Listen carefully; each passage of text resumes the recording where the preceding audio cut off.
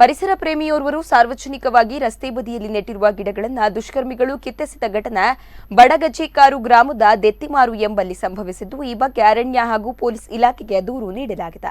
Mangaluru ಗೃಹರಕ್ಷಕ ದಳದಲ್ಲಿ ಘಟಕಾಧಿಕಾರಿಯಾಗಿರುವ mark ಸೇರಾ ಅವರು ದೆತ್ತಿಮಾರು ನಿವಾಸಿಯಾಗಿದ್ದು, ಕಳೆದ 10 ವರ್ಷಗಳಿಂದ ದೆತ್ತಿಮಾರು 2ನೇ ಅಡ್ಡ ರಸ್ತೆಯ ಬದಿಗಳಲ್ಲಿ ಹೂವಿನ ಹಾಗೂ ಇತರೆ ಗಿಡಗಳನ್ನು ನೆಟ್ಟಿದ್ದರು. ಇದನ್ನು ರಾತ್ರೋರಾತ್ರಿ ಸ್ಥಳೀಯ 5 ವ್ಯಕ್ತಿಗಳು ಕಿತ್ತೆಸೆದು ಧ್ವಂಸಗೊಳಿಸಿರುವುದಾಗಿ ಮಾರ್ಕ್ ಸೇರಾ ಅವರು ಲಿಖಿತವಾಗಿ ಹಿರಿಯ ಪೊಲೀಸ್ ಅಧಿಕಾರಿಗಳು, ಬಂಟ್ವಾಳ ಅರಣ್ಯ ಇಲಾಖೆ ಹಾಗೂ ದಕ್ಷಿಣ ಕನ್ನಡ ಜಿಲ್ಲಾ ಪಂಚಾಯತ್ ಸಿಇಒ ಅವರಿಗೆ ನೀಡಿದ ದೂರಿನಲ್ಲಿ ತಿಳಿಸಿದ್ದಾರೆ.